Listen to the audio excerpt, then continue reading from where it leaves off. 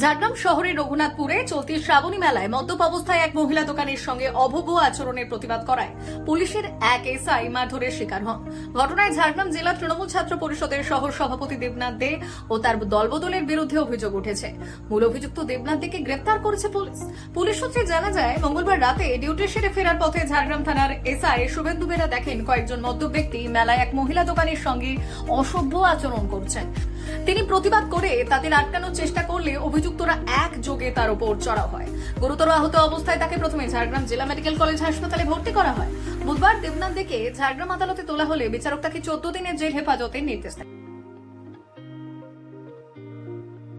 তো গতকালের ঘটনা, যেটা শ্রাবণী মেলায় আমরা দেখেছি বা শুনেছি, যে বেশ কিছু তৃণমূলী গুন্ডা বাহিনী তারা শ্রাবণী মেলায় কিছু মহিলার ওপর অভব্য আচরণ এবং গালিগালাজ করে, যার প্রতিবাদ করতে আসে এক সিভিল ড্রেসে থাকা এক পুলিশ কর্মী।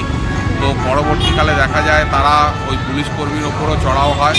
তো তৃণমূলের এটা সংস্কৃতি, তৃণমূল না পুলিশের না জনগণের, এই দলটা এসেছে শুধুমাত্র দুষ্কর্ম করার জন্য এবং চারিধারে কাটমানি খাওয়ার জন্য।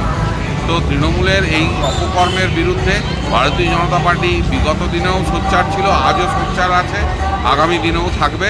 তো এই অপশাসন, তৃণমূলের এই অপশাসন থেকে মুক্ত করার জন্য ভারতীয় জনতা পার্টির সমগ্র পশ্চিমবঙ্গবাসী এবং বিশেষ করে প্রশাসনের কাছে অনুরোধ থাকবে, আপনারা নিরপেক্ষভাবে বিচার করুন এবং নিরপেক্ষভাবে আপনারা কাজকর্ম করুন।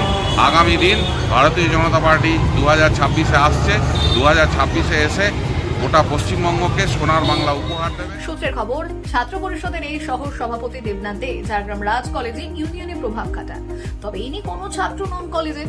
এছাড়াও তিনি নিজেকে প্রভাবশালী নেতা হিসেবে পরিচয় দিয়ে একাধিক তোলাবাজি করেছেন। তৃণমূল সূত্রে খবর, জেলার যুব সভাপতি তথা কাউন্সিলর আর্য ঘোষের ঘনিষ্ঠ এই দেবনাথ দে। তবে এই ঘটনার পর রাজনৈতিক মহলে চাঞ্চল্য ছড়িয়েছে। ঐতিহ্যবাহী এই মেলায় প্রতিদিন সাংস্কৃতিক অনুষ্ঠান এবং মেলায় ভিড়ের ভেতর জমজমাট পরিবেশে চলছে উৎসব, কিন্তু গতকাল রাতের এই ঘটনায় আনন্দ ছায়া পড়েছে। ব্যুরো রিপোর্ট, আজকের ঝাড়গ্রাম।